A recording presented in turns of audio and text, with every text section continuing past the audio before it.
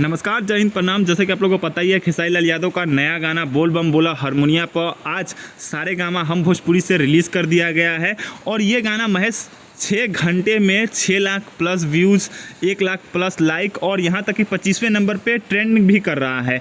और इसे 1 नंबर तक पहुँचाना कहीं ना कहीं आप लोगों के हाथ में है। अगर आप लोग चाह दोगे तो ये गाना भी ट्रेंडिंग नंबर 1 तक पहुँच जाएगा।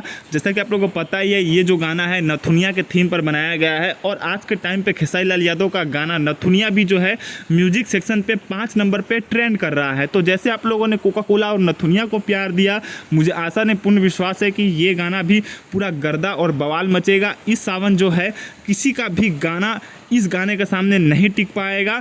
और जैसा कि आप लोगों को ये भी पता होगा, खेसारी लाल यादव अपने प्रोजेक्ट के लिए जो है अपने बेटे ऋषभ के बर्थडे में भी नहीं जा पाए थे, पब्लिक की डिमांड को पूरा करते हुए और पब्लिक की डिमांड को देखते हुए। तो मुझे जहाँ तक लगता है, पब्लिक को भी खेसारी लाल यादव को उतना ही सपोर्ट करना चाहिए और प्यार देना चाहिए, ताकि खेसारी लाल यादव और आगे बढ़ सके। और आप लोगों का इस गाने के ऊपर क्या राय है, मुझे नीचे कमेंट करके ज़रूर बताइएगा। और जय हिंद, जय बिहार।